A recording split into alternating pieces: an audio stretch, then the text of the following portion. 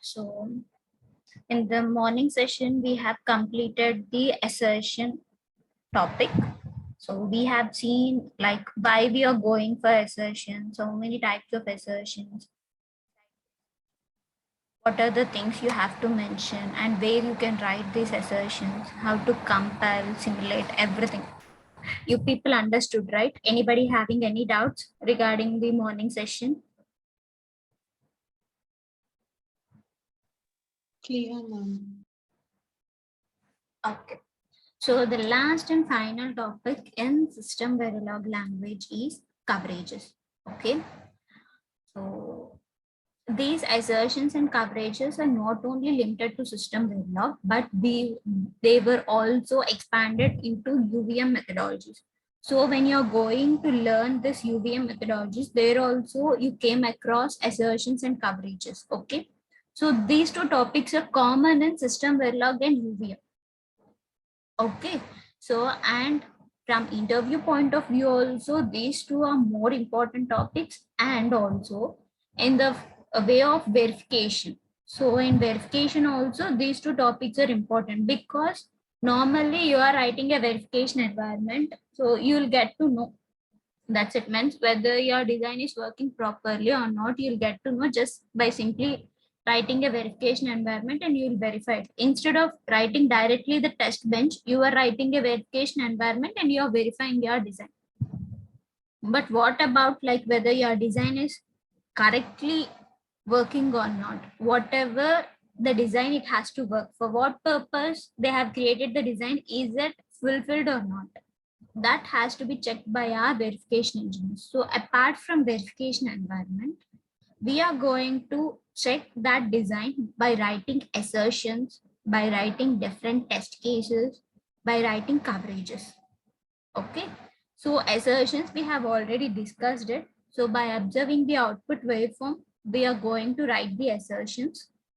So concurrent assertions, by observing the output waveform, you are going to write all those assertions. That thing. Whereas coverages is like, simply I can say how much your design is covered. Okay, how much amount of your design is covered, or is it working properly or not? That in assertion you are checking the behavior. In coverages you will check the functionality.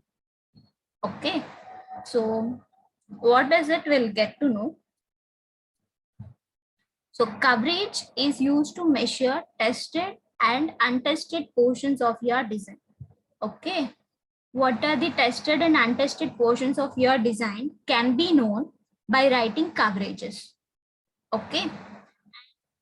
Coverage is defined as the percentage of verification objectives that have been met. I hope in the morning session I have shown you a coverage report. So if you observe, all the report was in like of percentage, right? So coverage, you can define it by seeing the percentage of that thing. Okay. So we were having in system Verilog, we were having two types of coverages. Those are code coverage and functional coverage. Okay. So in these two types of coverages, only one type of coverage will be written by us. The remaining one will not write anything. It is tool dependent one. From the tool only it will generate. We just want to generate the report of it. That's it.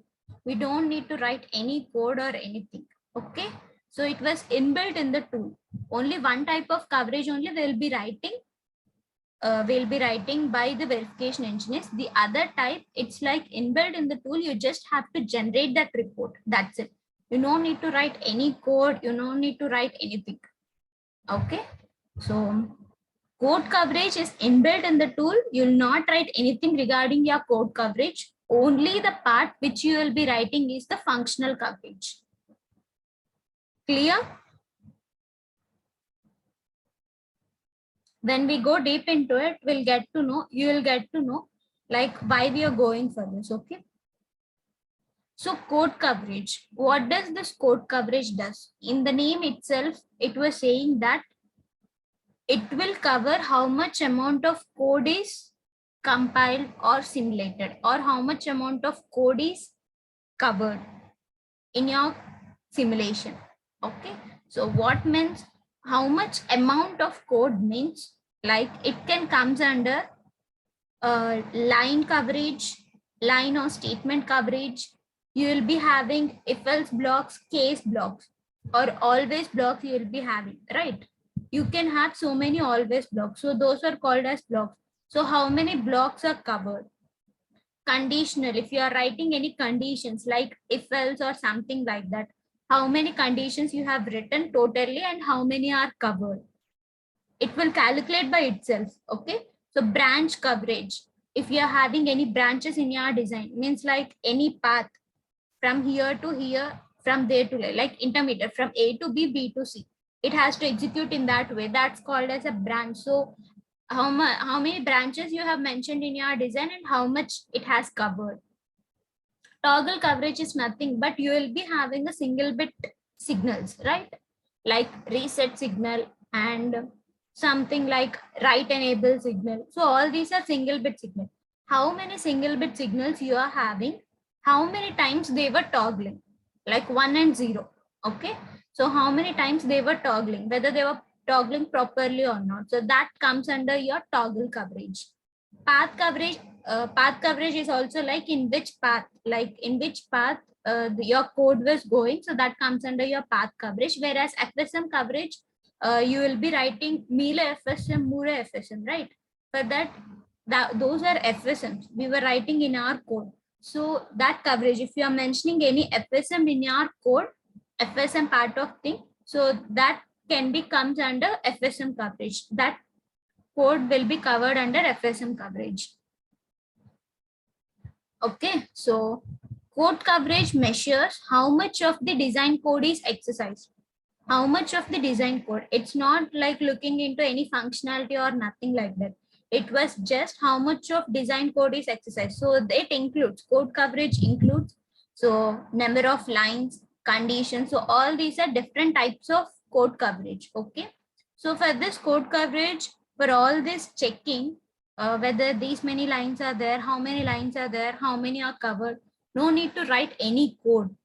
Okay, we don't need to write any code. The simulator tool will automatically extract the code coverage from the design code.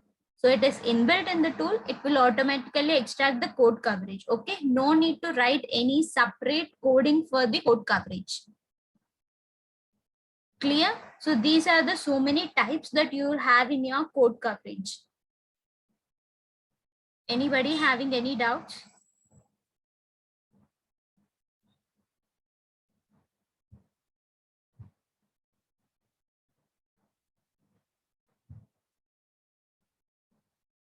So these are like, yeah, so statement or line coverage from n lines of code.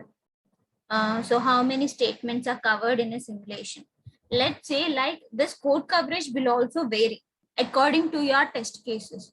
So for main test case, maximum it's not a mandatory thing that um, each and every line in your code is covered. There might be some lines might be missed also. So what I can say is like code coverage maximum you can't get 100%. Okay, in each and every scenario, your code coverage will not get 100%. So maximum you'll not get, for main test case also, the code coverage you'll not get 100%. Okay. Whereas the functional coverage was in your hands, you have to make it that you have to get 100% functional coverage, that you only have to make that. Like how you are rewriting your assertion. Let's say you are having 7 assertions and only 4 were passing, 3 were missing for the main test case. So again, you will rewrite those assertions and you'll make all those 7 assertions as pass. Similarly, when you are writing functional coverage also, if you are not getting 100%, you have to make sure that for the main test case, you have to attain 100% functional coverage. Whereas code coverage, it's not in our hands. According to the test cases, or in the main test case also, some lines may not be covered. Okay, so due to that, the code coverage will get decreased, like either 70% or 80%, but code coverage you will not get 100%. Okay, remember that. So this is like line coverage, as I explained you previously, each and every type of the code coverage. So if DUT has 10 lines long code and 8 lines of them are covered, then DUT has line coverage of 80%. So that's what. So line coverage includes continuous assignment statement, procedural block statements, conditional statements, all these. So it will not consider, this line coverage will not consider keywords like module, end module, comments if you are mentioning, that will not be considered, and tick timescale directives you are mentioning, those are not covered. Okay, only executable statements will come under line coverage. Non-executable statements like all these things will not be covered by line coverage. Okay. Coming to block coverage, so the difference is block coverage considers branched blocks like if else, case, wait, while, for. So these all comes under some blocks because we'll be writing like a block, right? So that one. Conditional, so it reveals how the variables and sub-expressions in conditional statements are evaluated. So conditional you will be writing by using the operators.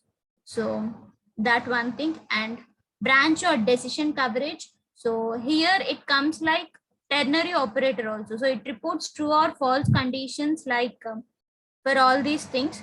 So this branch coverage will also, like if else will also comes under branch coverage as well as block coverage. Okay. Again, the same thing they have mentioned. Yeah. Now you people can get a doubt like we are having code coverage. So how many lines have been exercised when are simulating our design? So how many lines are covered, how many are not covered, which part of code is covered, which part of code is not covered. We'll get to know by simulator dependent tool called code coverage. So if we are having code coverage, why we are going for functional coverage? Right. Why means code coverage, it will just only cover how many lines, how many FSMs, how many toggles, everything. Only regarding to the design, only regarding to the code only, it will cover everything. Okay. But let's say like if you have missed a functionality, you have to write in your DUT. Okay. So it means like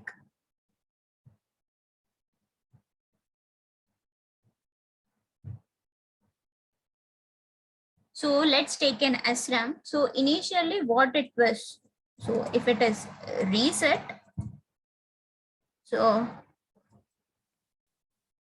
your output should be 0.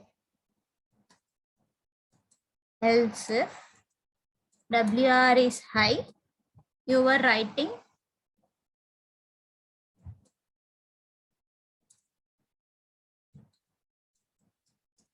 like mem of address should be equal to then. Else you are writing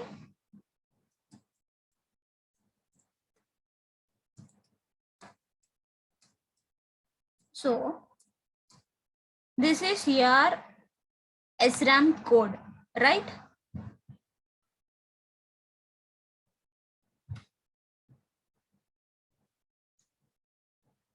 So you are writing like this. Initially, like for SRAM, this was the code. So here, now what you are doing, you have missed the reset condition. Okay. So you have just missed the reset condition and you are writing directly like this WR.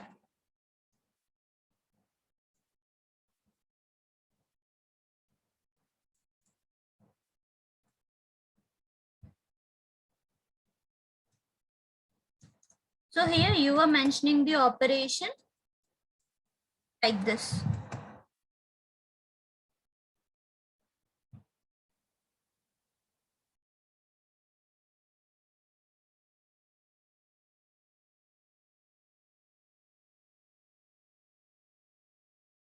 So you are mentioning like this. Okay. You have missed one functionality, including like inclusion of your reset signal. Okay. So what will happen? If you are using only code coverage, it will just only check whether, okay, this is your block coverage, so it will comes under block. How many statements? Like I have written in this DUT 4 statements. 4 statements are covered properly or not.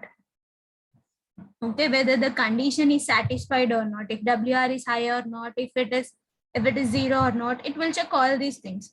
But it will not check like whether the reset is high, your D out should be 0. You have missed one functionality here mentioning. So you'll not get a proper output clearly. So this, if you are not writing any functionality or if you missed any functionality properly, so suddenly if your D out is getting 0, you don't have any functionality related to that. So if you are missing any functionality, so that cannot be detected by our code coverage. Okay, code coverage cannot detect any missing functionality. So in order to make sure that you are not missing anything, we were going for functional coverage. Clear?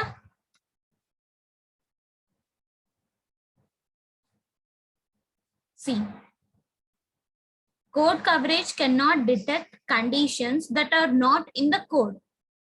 See, in in the module, you have mentioned reset signal, clock signal. But here when you are writing the code, you haven't mentioned the reset signal. You are missing a signal. So that cannot be covered under code coverage, cannot cover like this. It will not detect anything like that. Okay. Whereas in your functional coverage, you can detect like that. You have missed a functionality regarding with respect to this signal. So it would be like that. So that functional coverage will help us. Okay. So for example, in the packet bus item coverage example discuss. Okay. This is not there. So if you are missing any functionality that can't be detected by code coverage, so because of that reason, we were going for additional coverage that is called functional coverage. Okay. So that's what here they have also mentioned. So in the ALU, cross coverage means like code coverage cannot determine whether particular register pairs have been used together unless the code is written. It means like, so again, like we need to check it clearly. So whether that functionality is implemented correctly or not. So that can't be covered in a code coverage. Because of that reason, we were going for functional coverage. Clear everybody, like what is code coverage, what is coverage, what is code coverage? Anybody having any doubts? No, ma'am. Okay. So that's what it cannot detect missing features. So, and many boundary conditions also. So it cannot detect all these things. So only depending on code coverage, you can't see that you have achieved 100% verification goal for your design. Okay. So in addition to code coverage, we have to use functional coverage also. Okay. So because of that reason, we were going for functional coverage. So what is functional coverage? So in constrained random verification, you people know, right? What is constrained random verification? Can anybody say what is constrained random verification?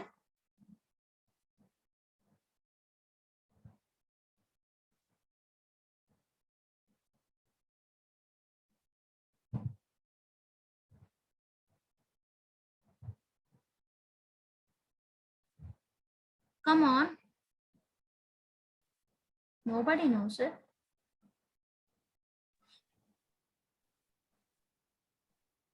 It will take random for conditions. We were generating inputs randomly by using constraints. That's called constrained random verification.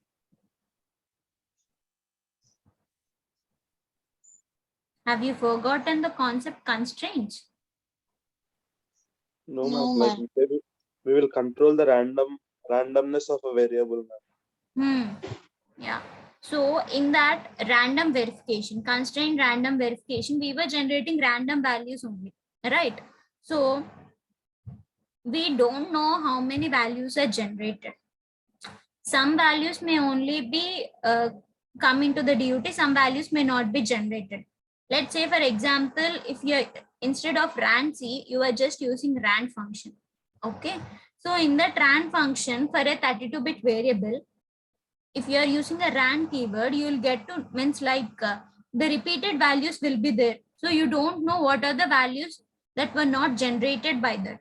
Even if in rand C, if you're using rand C also, at a time means like once the set of values all are generated, then only it will go for another set of values repetition, right? In the case of rand C.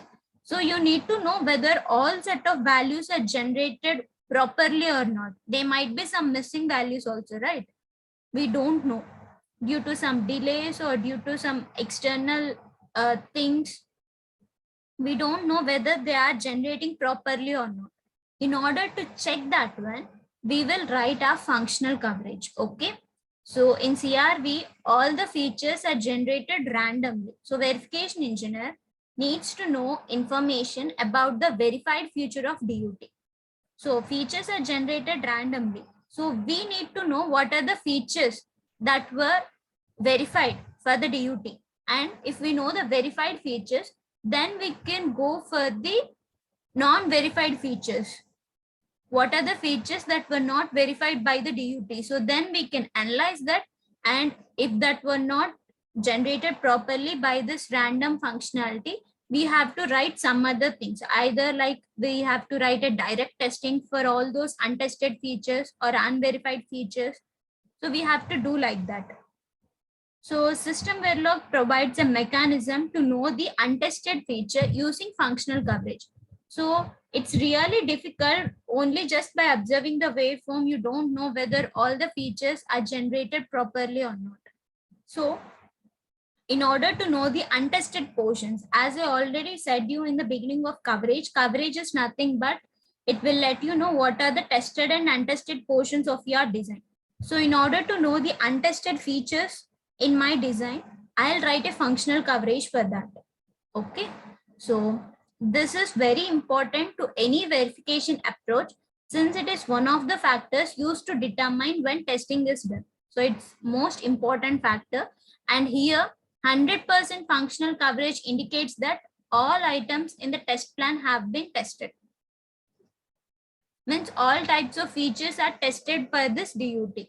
If we are getting 100% functional coverage, so we have our main goal is to like functional coverage will be written by us, and what are we writing? We have to attain maximum percentage for this functional coverage. Means maximum 100% of functional coverage you have to attain for any design. Okay, if you are getting 100% functional coverage and your code coverage, but normal in a theoretical way, we can say like if you are getting 100% code coverage and 100% functional coverage, you can say that testing is done. You have tested your design in so many different ways and you are getting like 100% coverages. So you can say that your testing part is done. Theoretically, in general way, I'm saying 100% code coverage, but practically it won't be possible. Okay. So in the functional coverage also, we were having two types of coverages, that is data oriented coverage and control oriented coverage. Okay. Control oriented coverage we have seen in the morning only, those are assertions. So it checks whether sequences of behaviors have occurred. So we can get assertion coverage by writing system verilog assertions. I hope I have shown you this. So in the coverage report, we were having assertions. So this is called as assertion coverage. And it's also one type of functional coverage that is called control-oriented functional coverage. Clear? What is meant by control-oriented coverage? Your assertions will come under control-oriented coverage, whereas what comes under your data-oriented coverage? Your cover groups. Your cover groups will come under data-oriented coverage. See this, like statements, branches, toggles, all these are your code coverage. So in your design, you have written 236 statements. In that 199 statements were hitting, 117 statements were not hitting. Similarly, branches, you have 112 branches in your design. Out of that, only 10 were hitting, 1 or 2 were missing. Even like the toggles condition, everything you can get in the code coverage. So in the coverage report, functional coverage, you have to observe only by seeing the cover groups, whereas assertions is related to control oriented coverage, cover groups is related to data oriented coverage. Clear? So what does this data oriented coverage does is like it checks combinations of data values which are generated. So we were generating our data by using random functionality.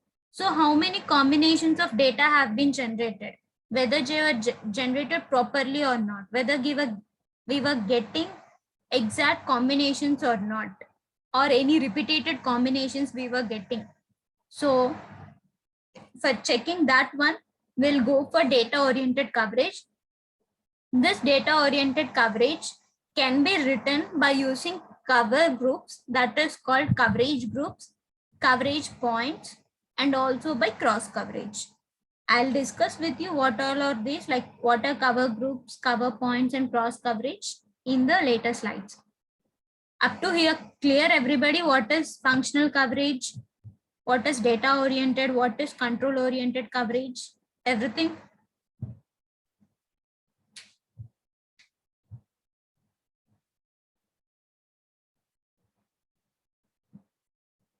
Anybody having any doubts?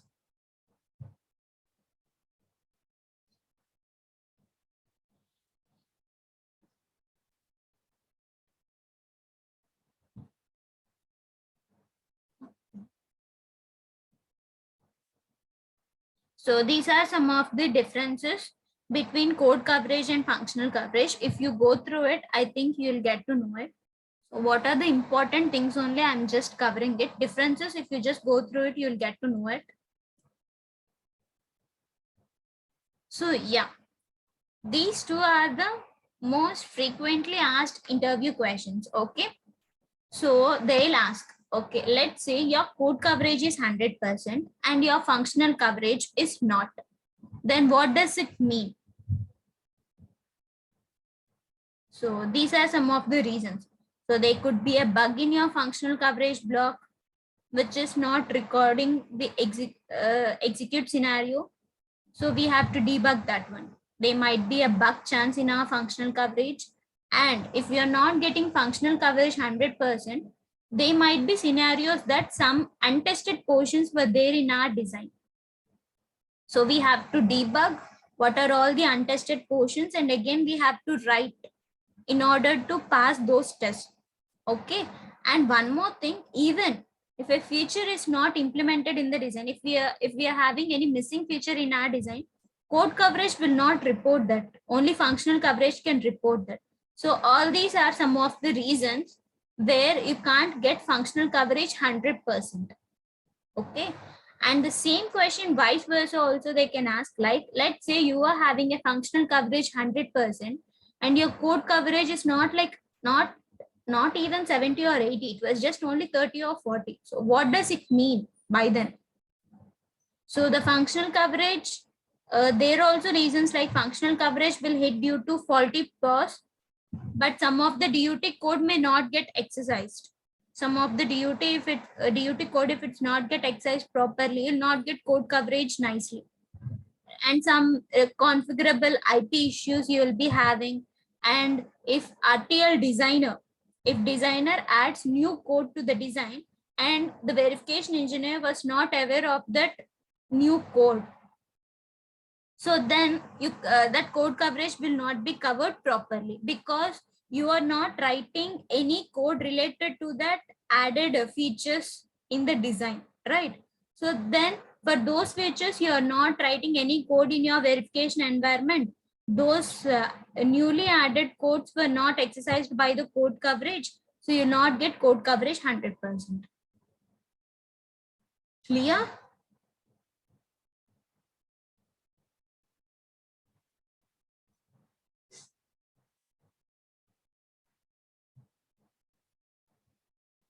Anybody having any doubts? So these two questions are mostly interview based questions. In interviews, they'll ask in this way. It's not like exactly functional coverage is 100% and code coverage is not. It's not like they can give you some percentage values also. Let's say your functional coverage is 70% and your code coverage is only 30%. So what do you mean by that? So like that, they can change the percentage values and they can ask it. So however the question be, I have some of the things why they were not getting 100%. Okay. So it's like, as I already told you before, verifying a design. So the specifications of a design is given to both design engineer and verification engineer. So design engineer will go through the specification and will try to design the code. Whereas verification engineers, he'll go through the specification and he'll try to prepare a test plan for it. So how to test this? So in all which test cases I have to mention? What are all the scenarios I have to test? What are all the signals I have to test? Everything. Or what are the functions I have to test? In the specification, they'll not give only the signals or anything like that, right? They'll also give, we have to implement this functionality. So how to test that functionality? Verification engineer should have to prepare a test plan. So after testing your design, it will come like test done, right? So after testing your design and about your test plan, when both are equal, so you can say that you have achieved your verification 100%. Okay, whatever you have mentioned in your test plan, that was only you have done in your testing. So if both are equal and achieve the same level goals, like 100% goal, you can say that your design is verified completely. Okay.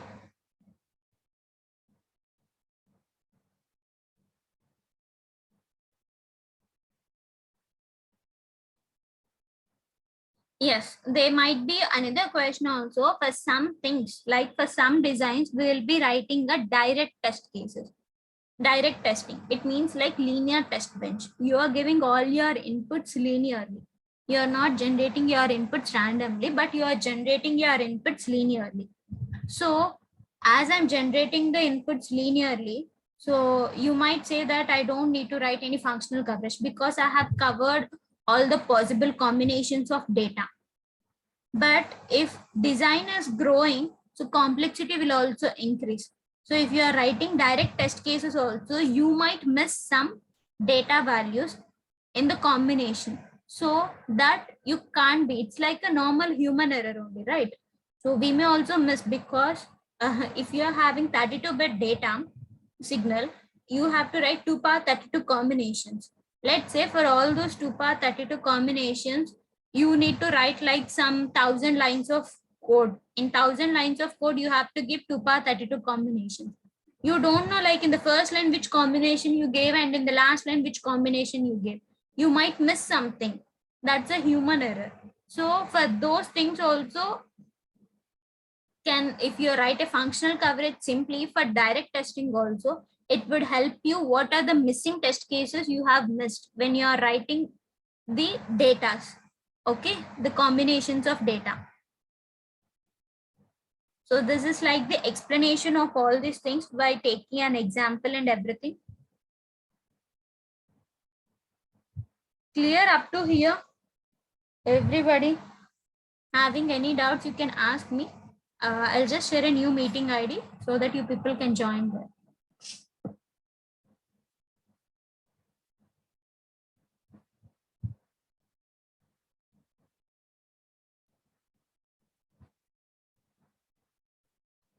Anybody having any doubts?